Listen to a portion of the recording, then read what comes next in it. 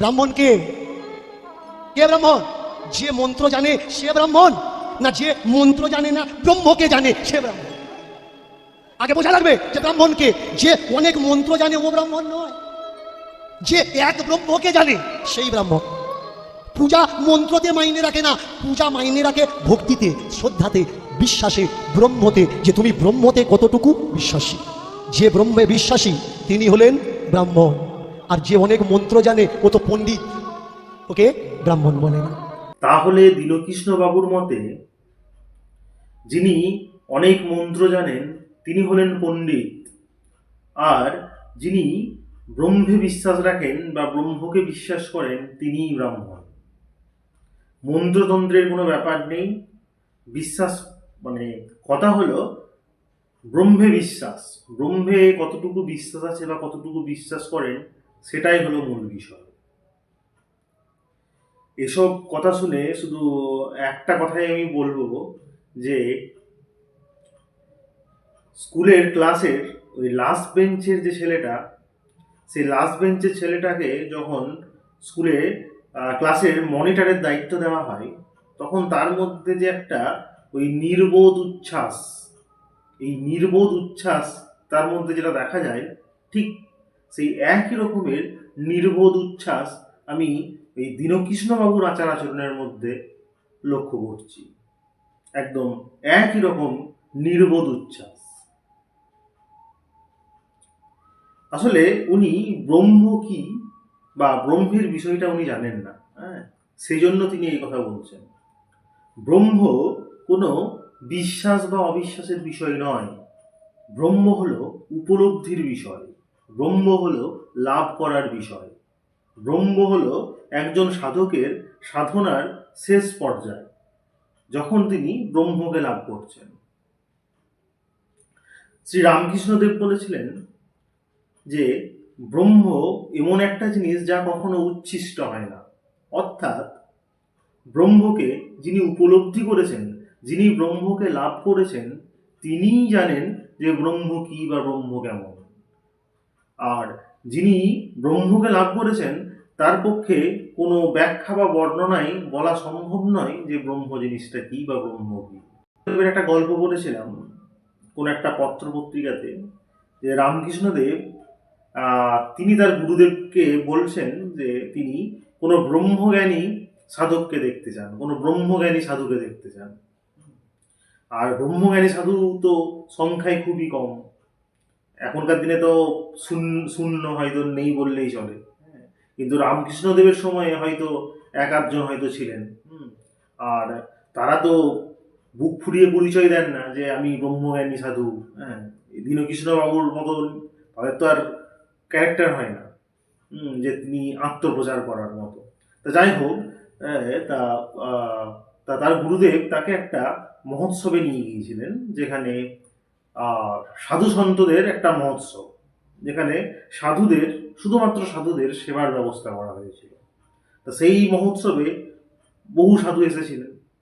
তা রামকৃষ্ণদেবের গুরুদেব বললেন, আমি গুরুদেবের নামটা এই মুহূর্তে আমার মনে পড়ছে না, তা রামকৃষ্ণদেবের গুরুদেব বললেন যে এখানে যে এত সাধু রয়েছে এর মধ্যে একজনই আছে যিনি ব্রহ্মকে জেনেছেন বা ব্রহ্মকে লাভ করেছেন। তা তুমি খুঁজে বলো যে এদের মধ্যে কে হতে পারে। তা রামকৃষ্ণদেব তাদের সাধুদেরকে মধ্যে দেখে তো কোনো কুল কিনারা পেল না, হ্যাঁ, যে এদের মধ্যে কে হতে পারে ব্রহ্মজ্ঞানী সাধু। তা যাই হোক, কিছুক্ষণ পর তার গুরুদেব বললেন যে তুমি দেখো যে ওই ড্রেনের ধারে একটা লোক বসে আছে, যে ড্রেনের জল পান করছে। উনি হলেন এখানকার মধ্যে একমাত্র সর্বোৎকৃষ্ট সর্বোত্তম ব্রহ্মজ্ঞানী সাধু। তা গুরুদেবের মুখে কথা শুনে রামকৃষ্ণদেব তো আকাশ থেকে পড়লেন যে একজন ব্রহ্মজ্ঞানী সাধু কিভাবে উনি হতে পারেন, উনি তো নর্দমার জল পান করছেন, উনি তো একটা পাগল। তা রামকৃষ্ণদেব গুরুদেব বললেন যে তুমি যাও, হ্যাঁ, তুমি ওকে গিয়ে জিজ্ঞাসা করো, হ্যাঁ, যে ব্রহ্ম কি ব্রহ্ম কি তুমি জিজ্ঞাসা করো, ঠিক উত্তর দেবে, তুমি বুঝতে পারবে। তা যাই হোক, রামকৃষ্ণদেব গিয়ে ওনার কাছে দাঁড়ালেন এবং খুব ভয়ে ভয়ে জিজ্ঞাসা করতে লাগলেন যে আপনি আমাকে একটু বলবেন যে ব্রহ্ম কি। হ্যাঁ, তা রামকৃষ্ণদেবের কথা শুনে উনি কোনো উত্তর দিলেন না। তো বেশ কয়েকবার প্রশ্ন করার পর হঠাৎ করে সেই ব্রহ্মজ্ঞানী সাধু, মানে ব্রহ্মজ্ঞানী সাধু তথা নর্দমার জল পান করা ওই সাধুটি হঠাৎ করে বলে উঠল যে যেদিন তুই বুঝবি, যেদিন তুই এই নর্দমার জল আর গঙ্গার জলকে সমান চোখে দেখতে পারবি, হ্যাঁ, বা যেদিন তোর মনে এই নর্দমার জল আর গঙ্গা জলের মধ্যে কোনো প্রভেদ থাকবে না, সেদিনই তুই বুঝবি যে তুই ব্রহ্মকে পেয়েছিস। হ্যাঁ, তা ব্যাপারটা হলো তাই।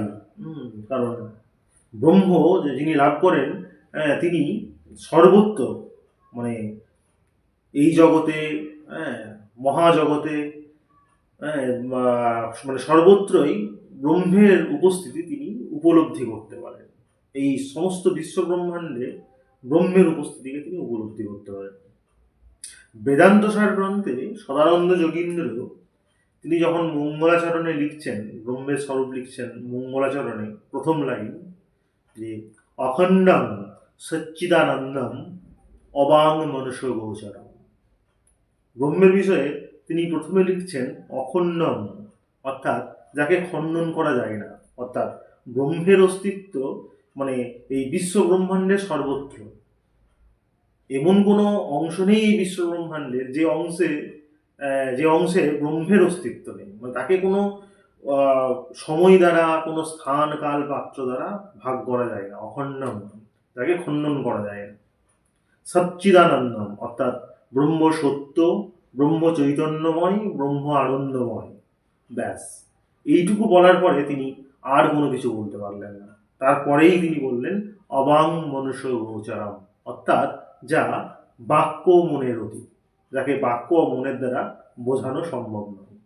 অখণ্ডম সচ্চিদানন্দম অবাং মনুষ্য গোচরম, অর্থাৎ যা বাক্য মনের অতীত, বাক্য বা মনের দ্বারা যাকে বোঝানো বা উপলব্ধি করানো সম্ভব নয়। তাই যিনি ব্রহ্মকে লাভ করেন, হ্যাঁ, তার গঙ্গার জল আর নর্মদা জলের মধ্যে তার কোনো প্রভেদ থাকে না, কারণ তিনি সর্বত্রই ব্রহ্মের উপস্থিতিকে তিনি উপলব্ধি করছেন। যে চিনি খেয়েছে তার পক্ষে চিনির স্বাদ কতটা মিষ্টি তা কোনো বাক্য বা ভাষা দ্বারা তার পক্ষে বোঝানো যেমন সম্ভব নয়, তেমনি ব্রহ্মকে যিনি উপলব্ধি করেছেন বা ব্রহ্মকে যিনি লাভ করেছেন, ব্রহ্মকে যিনি জেনেছেন, তার পক্ষেও কোনো ভাষা বা শব্দ দ্বারা ব্রহ্মের বর্ণনা করা সম্ভব নয়। তাই এখানে কোনো বিশ্বাস অবিশ্বাসের বিষয়টা মোটেই নয়। আপনি 100% বিশ্বাস করুন বা 90% করুন বা 50% করুন, এই কৃষ্ণবাবু যেটা বলছেন যে আপনি ব্রহ্মে কতটা বিশ্বাস রাখছেন সেটাই হলো বিষয়। হ্যাঁ, ব্রহ্মে যিনি বিশ্বাস রাখেন তিনিই ব্রাহ্মণ, ব্যাপারটা তা মোটেও নয়। আপনি ব্রহ্মে বিশ্বাস রাখুন বা নাই রাখুন, কারণ ব্রহ্ম হচ্ছে বিশ্বাসের বিষয় নয়, উপলব্ধির বিষয়। তাই যেটা উপলব্ধির বিষয়, যিনি ব্রহ্মকে লাভ করেছেন তিনি হলেন ব্রাহ্মণ, অর্থাৎ যিনি ব্রহ্মে বিশ্বাস রাখেন সেটা নয়, যিনি লাভ করেছেন, যিনি উপলব্ধি করেছেন, যিনি ব্রহ্মকে জেনেছেন, তিনিই হলেন ব্রাহ্মণ, তিনিই হলেন ব্রহ্মজ্ঞ, তিনিই হলেন ব্রহ্মজ্ঞানী। বিশ্বাস অবিশ্বাসের বিষয়টা নয়। আর যে অনেক মন্ত্র জানে ও তো পণ্ডিত, ওকে ব্রাহ্মণ বলে না। বামা খাপা কটা মন্ত্র জানতো, রামকৃষ্ণ কটা মন্ত্র জানতো, তৈলঙ্গ স্বামী কটা মন্ত্র জানতো, মাকে প্রসাদ দিয়ে বলতে এ মা খা খা না মা খা, ও খাবি নে, আমার হাতে খাবি নে। এই যে শুদ্ধ ভক্তি, এতে কি মন্ত্রের দরকার হয় গো? যারা বলে সংস্কৃত না বললে নাকি ঠাকুর খায় না, আমি বলি ওরম ঠাকুর পূজা করার দরকার নেই। আমি ভাই বাঙালি, আমি কোনো সংস্কৃত ভাষী মানুষ না, আমি সেই ঠাকুরকে পূজা করব যে আমার কথা বুঝতে পারবে, আমার দুঃখ। তাহলে দীনকৃষ্ণ বাবুর মতে শ্রী রামকৃষ্ণদেব, বামাখ্যাপা এরা কোনো মন্ত্রতন্ত্র জানতেন না। মানে এরকম অবিবেচকের মতো কথাবার্তা বললে তো খুবই মুশকিল।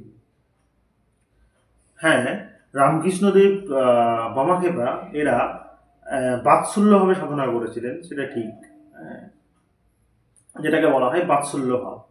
কিন্তু তারা দুজনেই ছিলেন তান্ত্রিক। তুর্যবর্তী বলেন তিনি নিজে পঞ্চমুণ্ডির আসন করেছিলেন, এবং জীবনী থেকে তো জানতে পাই ভৈরবী মা তার কাছে তিনি তন্ত্রের বিভিন্ন শিক্ষা গ্রহণ করেছিলেন।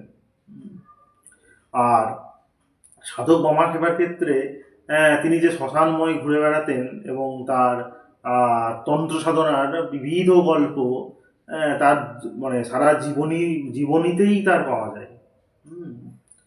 আর মানে তন্ত্র সাধনা আর বামাক্ষেপার জীবনী অঙ্গাঙ্গিভাবে জড়িত। যেখানে তন্ত্র আছে সেখানে মন্ত্র থাকবে না, সেটা কিভাবে সম্ভব? তন্ত্র মন্ত্র ছাড়া হয় না, আর মন্ত্র ছাড়া তন্ত্র হয় না।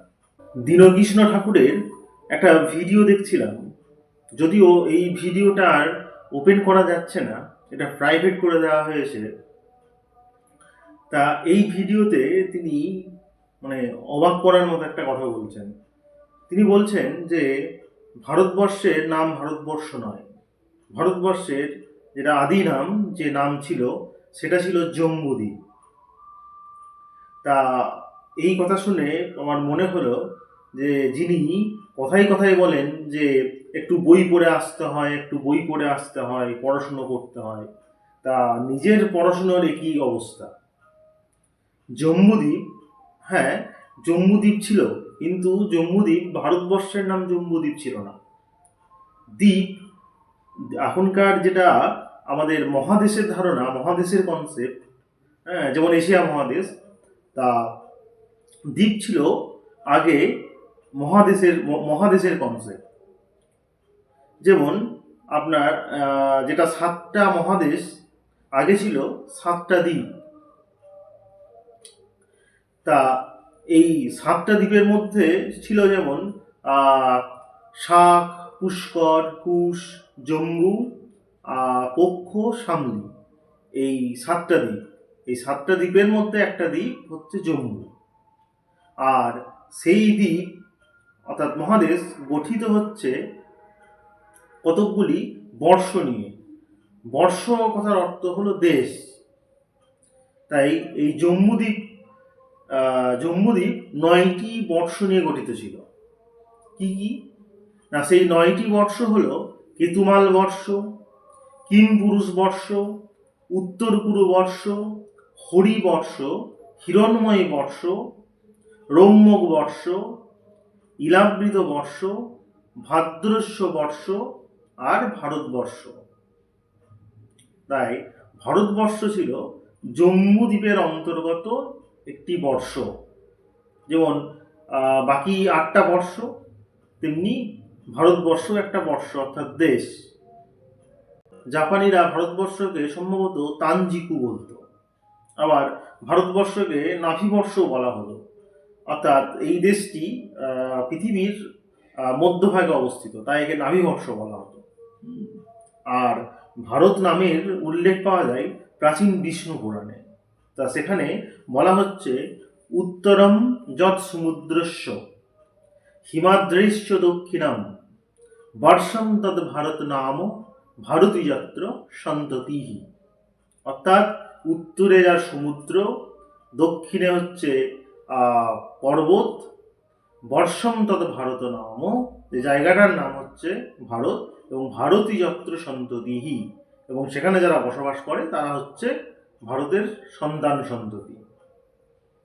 কৃষ্ণবাবু একজন মহাজ্ঞানী বা মহাপণ্ডিত হয়ে কিভাবে এত বড় ভুল করতে পারেন, অর্থাৎ এই ভুলটা হয়তো পরবর্তীকালে বুঝতে পেরে হয়তো এই ভিডিওটাকে মনে হয় যতদূর প্রাইভেট করে দেওয়া হয়েছে। এই দীনকৃষ্ণ ঠাকুরের ব্যাপারে একটু ভালোভাবে খোঁজ খবর নিলে আর একটু ভালোভাবে চিন্তা ভাবনা করলে আপনি সমস্তটাই বুঝতে পারবেন। দীনকৃষ্ণবাবু যেগুলো বলছেন সেগুলো ওনার কথা নয়, এর পেছনে একটা বিশেষ সংগঠনের হাত আছে। আমি কোন সংগঠন বা কি সে বিষয়ে কিছু বলছি না। প্রথমত তিনি তার দীনকৃষ্ণবাবুর কীর্তন জগতে আসার প্রথম দিকে তিনি এই কীর্তন জগতে সেরকম কোনো প্রভাব বিস্তার করতে পারছিলেন না। মানে এই এখন বর্তমানে যেমন অনেকেই চেনে, বা বিশেষত যারা এই কীর্তন গান শোনেন বা এই বিষয়ে একটু খোঁজখবর রাখেন, হুম, তাদের মধ্যে দীনকৃষ্ণবাবু পরিচিত নাম ছিলেন না। এই কিছুদিন হলো তিনি ভাইরাল হয়েছেন।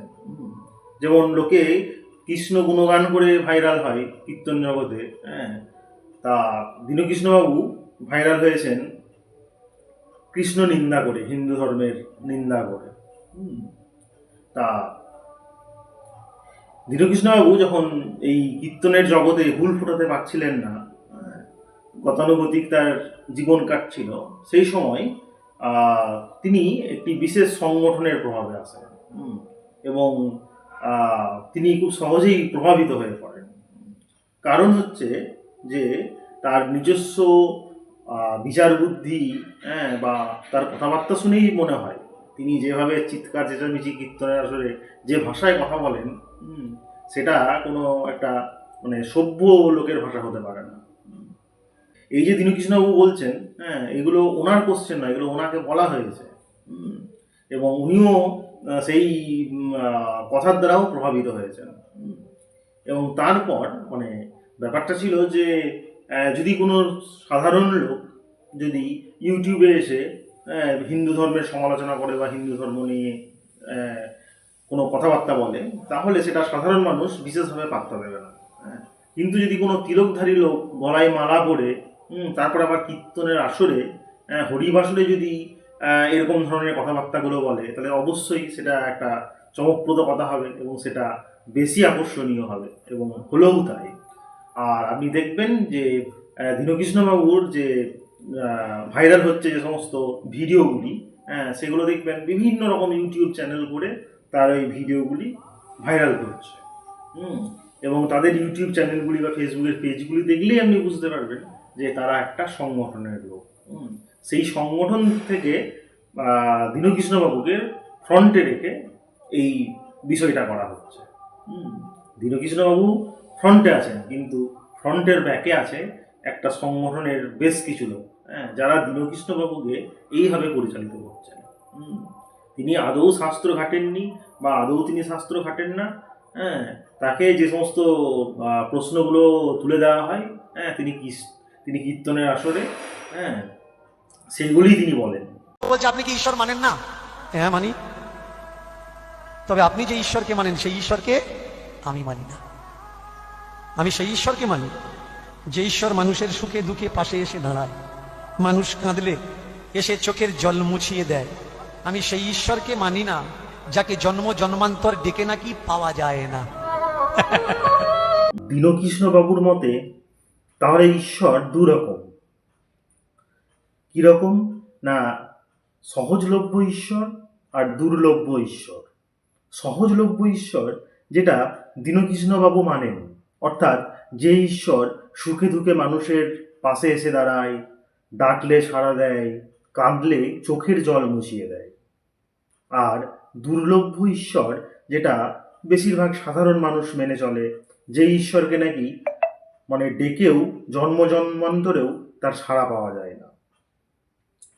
তাহলে দীনকৃষ্ণবাবুর মতে এই যে সহজলভ্য ঈশ্বর যাকে ডাকলেই পাওয়া যায়, সেই ঈশ্বরের সন্ধান তিনি স্পষ্ট করে কিছু বলেননি।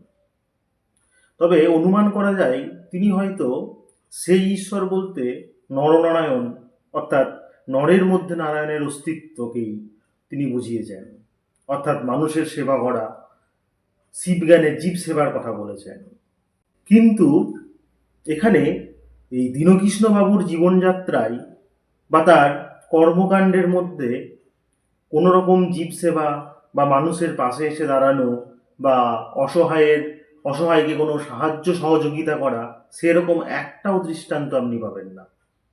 উনি 1 লাখ টাকা নিয়ে কীর্তন করতে আসেন এবং কীর্তন আসরে এসে পরে অপরকে গালাগাল করা, তুই তোকারি করা, এই সমস্ত পাগলের ক্লাব বলে থাকেন।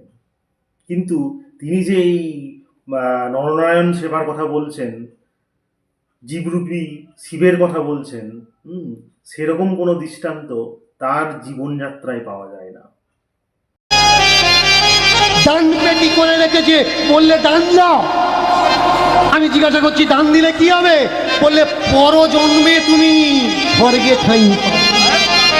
আচ্ছা, এ জন্মে আমার ইনকাম আমি তোমাকে দিয়ে স্বর্গে যাবো পরজন্মে, আর আমার ইনকাম নিয়ে এই মর্তে বসে তুমি স্বর্গ সুখ ভোগ করবে?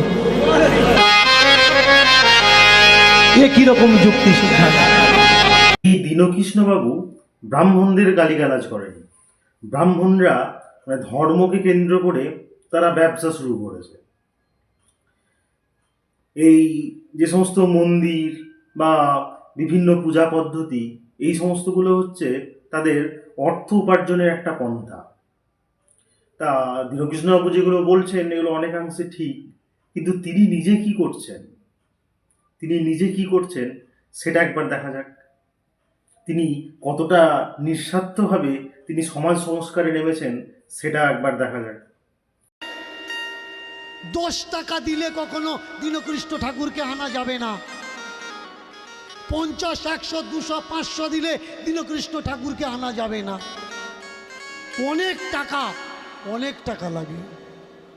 কিন্তু 10-এর লাঠি 1-এর বোঝা। সবাই যদি মিলে কিছু কিছু করে দেয়, তাহলে দীনকৃষ্ণ ঠাকুর তো কি তার পুরো গোষ্ঠী, পুরো ফ্যামিলি এই জায়গায় চলে আসা লাগে। কারণ 10-এর লাঠি 1-এর বোঝা। যদি শ্রোতায় চায়, যদি তাহলে দীনকৃষ্ণবাবুর এই কথাগুলো শুনে কি মনে হয় তিনিও অর্থ উপার্জনের একটা বেশ ভালোই পন্থা বেছে নিয়েছেন? এই কীর্তনের আসরকে তিনি অপরকে গালিগালাজ দিয়ে, ব্রাহ্মণদেরকে গালিগালাজ দিয়ে তিনি সমাজের এক শ্রেণীর মানুষের মনে একটা ব্রাহ্মণ বিদ্বেষী মনোভাব তৈরি করে, তিনি একটা অন্য উপার্জনের রাস্তা তিনি একটা তৈরি করে নিয়েছেন। অনেক টাকা লাগে। আপনি রাজা রামমোহন রায় বলুন, বা ঈশ্বরচন্দ্র বিদ্যাসাগর বলুন, বা শ্রী চৈতন্য দেব বলুন, এরা যে সমাজ সংস্কার ঘটিয়েছেন বা সমাজ সংস্কার করেছেন, এরা কিন্তু কোনো পয়সার বিনিময়ে বা অর্থের বিনিময়ে করেননি। বরং ওনারা দরিদ্র আর্ত মানুষের পাশে এসে দাঁড়িয়েছেন। বিদ্যাসাগরকে তো দয়ার সাগর বলা হলো। মানুষের জন্য তার এমন কোমল হৃদয় ছিল। একবার রামকৃষ্ণদেবের সঙ্গে বিদ্যাসাগরের সাক্ষাৎকার হয়েছিল। তা রামকৃষ্ণদেব বিদ্যাসাগরকে দেখে বলে উঠলেন, যাই হোক, অনেক নদী নালা খাল বিল পেরিয়ে সাগরে এসে মিললাম, বিদ্যাসাগরের কাছে। তা রামকৃষ্ণদেবের কথা শুনে বিদ্যাসাগর বললেন যে সাগরের কাছে যখন এসেছেন তখন সাগর থেকে আপনাকে দেওয়ার মতো কিছু নেই সাগরের, তাহলে আপনি বরং সাগরের কিছু নোনা জলই নিয়ে যান। তা সেই কথা শুনে শ্রী রামকৃষ্ণদেব বললেন যে, আরে নোনা জল কেন, তুমি তো সিদ্ধ পুরুষ। বিদ্যাসাগর তখন অবাক হয়ে বললেন যে, সিদ্ধ পুরুষ? আমি তো কখনো কোনো সাধনা বা কোনো সাধন ভজন কোনোদিন করিনি, তাহলে আমি সিদ্ধ পুরুষ হলাম কিভাবে? তখন রামকৃষ্ণদেব বললেন, আরে সিদ্ধ না হলে কি নরম হয়? আলু, পটল, এই যে সমস্ত সবজি, সেগুলো তো সিদ্ধ না হলে নরম হয় না। তাহলে তোমার হৃদয় যে এত নরম, তোমার গরিব দুঃখীর জন্য এত মায়া তোমার মনে, তাহলে তুমি তো সিদ্ধ না হলে তোমার মন এত নরম হয় কি করে? তুমি তো জন্মসিদ্ধ। তাহলে আপনারা বুঝতে পারছেন যে যারা সমাজ সংস্কারক হয় তারা কোনো সময় অর্থের বিনিময়ে কোনো কিছু করে না। তা এই যে দীনকৃষ্ণবাবু, তিনি তো তার পয়সা তিনি কম নেন না। তা তিনি যে এটা তার সমাজ সংস্কার, না এই ধর্মকে হাতিয়ার করে ব্রাহ্মণদেরকে তিনি যে দোষে দুষ্ট করছেন, সেই একই দোষে তিনিও দুষ্ট। ব্রাহ্মণরা যদি ধর্মকে অর্থ উপার্জনের হাতিয়ার হিসেবে ব্যবহার করছে, তাহলে আপনিও তাই। আপনিও আপনার যে এই সমস্ত মানে ধর্মবিরোধী কথাবার্তা, এই সমস্ত যে সমস্ত কথাবার্তাগুলো বলছেন, এইগুলো ওই পপুলারিটি পাওয়ার জন্য।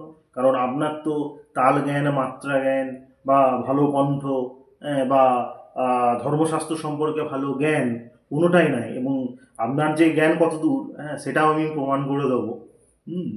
তা সেই জন্য আপনাকে তো একটা বিকল্প পন্থা বেছে নিতেই হতো, এবং আপনি সেটাই করছেন। নিমাই যদি কৃষ্ণ হবে, নদিয়া নবদ্বীপের পণ্ডিত সমাজ যখন নিমাইকে এক ঘুরে করে দিল, নিমাই সুদর্শন ডাকলো না কেন? চারটে হাত বের করে বলল না কেন আমি কৃষ্ণ, আমি নারায়ণ? তো নিমাই যদি ছোট করে নিমাই যদি কৃষ্ণ হবে, তাহলে মাকে কেন বলল না যে মা আমার দাদা তো কাশীতে আছে, গয়ায় আছে, মথুরায় আছে, প্রয়াগে, সে তো সর্বজান্তা। সে মাকে না কিছু বলে খুঁজতে বেরোলো আমার দাদা কোথায়। তার মানে নিমাই কৃষ্ণ নয়। যদি কৃষ্ণ হতো তাহলে খুঁজতে বেরোতো না। তাহলে এক্ষেত্রে দীনকৃষ্ণবাবুর যুক্তি হলো যে চৈতন্যদেব শ্রীকৃষ্ণ নন, কারণ তিনি যদি শ্রীকৃষ্ণ হতেন তাহলে নবদ্বীপের ব্রাহ্মণরা যখন তাকে এক ঘরে করল, তখন তিনি সুদর্শন চক্রকে আহ্বান করে তিনি তাদেরকে সংহার করে দিতে পারতেন। মানে এত বড় সাহস ভগবানকে এক ঘরে করে দেওয়া, আর যেটা তিনি করে থাকেন সাধারণত। তার কথাবার্তার মধ্যে যেমন উগ্রতা প্রকাশ পায়, তো সেরকমও শ্রী চৈতন্যদেবের যদি শ্রীকৃষ্ণ হতেন তাহলে তার মধ্যেও সেই একই রকম উগ্রতা প্রকাশ পেত, পাওয়া উচিত ছিল আর কি। তা যাই হোক, তিনি তো সেরকম তো কিছু করেননি। আর দ্বিতীয় একটা কথা বলেছেন যে যে তিনি তার যে হারানো দাদার তিনি সন্ধান দিতে পারেননি। তিনি যদি শ্রীকৃষ্ণ হতেন তাহলে তো তিনি সর্বজ্ঞ হতেন, তাহলে তো তিনি বলে দিতে পারতেন যে হ্যাঁ তার দাদা কোন এক জায়গায় আছে বা কোন জায়গায় আছে। তা তিনি তো তা করতে পারেননি, অতএব তিনি শ্রীকৃষ্ণ নন। মানে দীনকৃষ্ণবাবুর এইসব মানে বালখিল্যপনা দেখে হাসবো না কাঁদবো কিছুই বুঝে উঠতে পারা যায় না। আর এরকম শিশু সুলভ যুক্তি দিলে তো মানে অনেক কিছুই ধর্তব্যের মধ্যে পড়ে যায়। যেমন দেখুন, শুধু চৈতন্যদেবের ক্ষেত্রেই কেন, যেমন স্বয়ং শ্রীকৃষ্ণ যখন তিনি কারাগারে জন্মগ্রহণ করলেন, তখন তিনি যদি ভগবান, তিনি স্বয়ং শ্রীকৃষ্ণ, তাহলে তিনি তো জন্মের সঙ্গে সঙ্গেই তিনি সংহার করে দিতে পারতেন, তিনি কংসকে বধ করে দিতে পারতেন।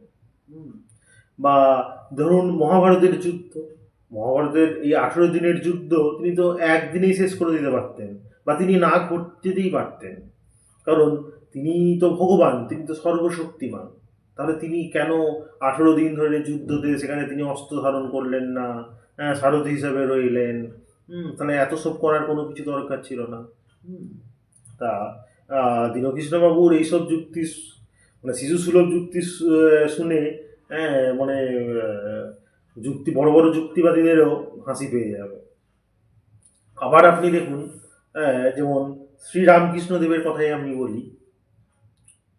শ্রীরামকৃষ্ণদেব তার শেষ জীবনে, মানে মৃত্যুর আগে, তিনি কর্কট রোগে আক্রান্ত হয়েছিলেন, আমরা সবাই জানি। এবার আমরা কি জানি, আমাদের কি বলা হয় যে যারা ভালো কাজ করে, যারা ভালো মানুষ, যারা ধর্ম পথে থাকে, ন্যায় পথে থাকে, তা তাদের পরিণতি ভালো হয়। আর যারা খারাপ পথে থাকে, খারাপ কাজ করে, খারাপ পরামর্শে চলে, তাদের শেষ পরিণতি খারাপ হয়। যেমন যখন মানুষ তার অন্তিম সময়ে মৃত্যু যন্ত্রণা ভোগ করে, তখন সেই অসহায় মানুষের মুখে শোনা যায় যে জানি না কোন পাপে এই যন্ত্রণা ভোগ করছি। তা যদি রামকৃষ্ণদেব, তিনি তো একজন সাধক ছিলেন, তিনি স্বয়ং মায়ের দর্শন পেয়েছিলেন, তাহলে তার শেষ পরিণতি কি হওয়া উচিত ছিল? তার শেষ পরিণতি হওয়া ছিল তিনি সমাধির মাধ্যমে দেহ ত্যাগ করতে পারতেন। তা তিনি তার যে শেষ পরিণতি, তা অন্তিমে তিনি রোগগ্রস্ত হয়ে দীর্ঘ কষ্ট ভোগ করে, প্রচণ্ড শারীরিক যন্ত্রণা ভোগ করে তিনি মারা গেলেন, বা তিনি দেহ রাখলেন। তাহলে দীনকৃষ্ণবাবুর মতো লোকেরা তো বলবেন যে তাহলে শ্রীরামকৃষ্ণদেবও পাপী ছিলেন, তো সেই জন্য তাকে ওরকম মৃত্যু যন্ত্রণা ভোগ করতে হয়েছিল। সাধারণত সাধকদের ক্ষেত্রে যেটা দেখা যায় বা অন্যান্য যে বড় বড় সাধকদের কথা, তারা সমাধির মাধ্যমে আহ, তারা দেহ রেখেছিলেন বা ইহজীবন সমাপ্ত করেছিলেন। কিন্তু এত বড় সাধক রামকৃষ্ণের ক্ষেত্রে তো সেটা হয়নি। তিনি সাধারণ মানুষের মতোই মৃত্যু যন্ত্রণা ভোগ করে তিনি তিনি ইহজন্ম পরিত্যাগ করেছিলেন বা স্বর্গারোহণ করেছিলেন। তাহলে তো বলতে হয় যে রামকৃষ্ণদেবও সৎ ছিলেন না, কারণ তিনি যদি সৎ মানুষ হতেন তাহলে তার অন্তিম পরিণতি ভালো হতো। আর তিনি খারাপ মানুষ, সেই জন্য তার অন্তিম পরিণতি খারাপ হয়েছে। মানে যুক্তি তো তাই বলে না। যদি চৈতন্যদেব ঈশ্বর যদি হতেন, তাহলে তিনি তার হারানো দাদার সন্ধান দিতে পারতেন। তিনি ঈশ্বর নন, তাই তিনি হারানো দাদার সন্ধান দিতে পারেননি। তেমনি শ্রী রামকৃষ্ণদেব তিনি যদি সিদ্ধ পুরুষ হতেন বা সাধক হতেন, তাহলে তিনি সমাধির মাধ্যমে দেহ ত্যাগ করতেন। কিন্তু যেহেতু তিনি সিদ্ধ সাধক নন বা সৎ লোক নন বা ঠিক মানুষ নন, সেই জন্য তার মানে সাধারণ পাপি তাপি মানুষের যেমন পরিণতি হয়, অন্তিম পরিণতি, তারা কষ্ট ভোগ করে দেহত্যাগ করেন, তো সেই পরিণতি তার হয়েছিল। তাহলে সেটা তো দীনকৃষ্ণবাবুর এই মানে শিশুসুলভ যুক্তি মতে সেরকমই তো বলতে হয়। আর শুধু রামকৃষ্ণদেবের কথা বলবো কেন, আমরা যীশু খ্রিস্টের কথাও বলতে পারি। কারণ যীশু খ্রিস্টের শেষ পরিণতি কি হয়েছিল আমরা সবাই জানি, তিনি ক্রুশবিদ্ধ হয়ে মারা গিয়েছিলেন। তাহলে দীনকৃষ্ণবাবুর মতে তাহলে যীশু খ্রিস্টেরও ওই রকম করা উচিত ছিল। তিনি হঠাৎ উগ্র হয়ে ওঠে, এত বড় সাহস, আমাকে ক্রুশবিদ্ধ করবি বলে তিনি সমস্ত ওই চক্রান্তকারীদেরকে দণ্ডদান করতে পারতেন। তো যাই হোক, পরবর্তী ক্ষেত্রে হয়তো দেখতে পাবো কোনো এক আসরে দীনকৃষ্ণবাবু শ্রীরামকৃষ্ণদেবকে অসৎ বা সিদ্ধ পুরুষ নন বলে হয়তো দাবি করছেন। এখনো এই কথাটা বা এই যুক্তিটা তার মাথার মধ্যে আসেনি, হয়তো এলেই তিনি বলতে শুরু করবেন। তো যাই হোক, দীনকৃষ্ণবাবুর যুক্তি কথা বলতে গেলে মানে জগৎ উলট পালট হয়ে যাবে, অনেক কিছুই বলতে হয়। তা যাই হোক, তার মোটিভ তো অন্যরকম, তার মানে মেন যুক্তির বিষয়টা নয়। দীনকৃষ্ণবাবুর বিষয়টি হলো যে কিছু চমকপ্রদ কথার মাধ্যমে মানে জনগণকে আকর্ষণ করা, এবং তার মেন উদ্দেশ্য হচ্ছে অর্থ উপার্জন, তাছাড়া আর কিছুই নয়। কারণ তিনি তো নিজেই বলছেন, যদি মানে কিছু কিছু সামান্য করে দিলে হবে না, সবাইকে বেশ কিছু কিছু করে দিলে দীনকৃষ্ণবাবু তো দূরের কথা, দীনকৃষ্ণবাবুর গোটা বংশ চলে আসবে। তা এ প্রসঙ্গে তিনি যে সমাজ সংস্কারের বিষয়ে যে বড় বড় কথা বলছেন, তিনি হয়তো মনে মনে নিজেকে বিদ্যাসাগর বা রাজা রামমোহন রায়ের সঙ্গে তুলনা করছেন। তা সে বিষয়ে একটা গল্প বলে রাখি। বিবেকানন্দের একটা গল্প আছে, যেখানে এক ব্যক্তি বা বিবেকানন্দের একজন অনুরাগী, তিনি তার ছেলেকে নিয়ে এসে বিবেকানন্দকে বলছেন যে তার ছেলে মিষ্টি খাবার খেতে খুব পছন্দ করে, সে সারাদিন শুধু মিষ্টি খাবারই খায়, এবং সেই অতিরিক্ত মিষ্টি খাওয়ার জন্য তার শরীরেরও ক্ষতি হচ্ছে, তার দাঁতের ক্ষতি হচ্ছে। কিন্তু তিনি বলা সত্ত্বেও তার সন্তান বড়ই অবাধ্য, কথা শোনে না। তাই তিনি আগ্রহ করেন যে যদি শ্রী বিবেকানন্দ তার ছেলেকে একটু বুঝিয়ে বলে, তাহলে হয়তো তার কথা সে ছেলেটা শুনবে। তো সেই আশায় সে তার ছেলেকে নিয়ে এসছে। তাই এই কথা শোনার পর বিবেকানন্দ বললেন যে আমি আজকে কিছু বলবো না, তুমি ঠিক 1 মাস পর এই দিনে তুমি তোমার ছেলেকে নিয়ে আসবে, তারপর আমি দেখছি।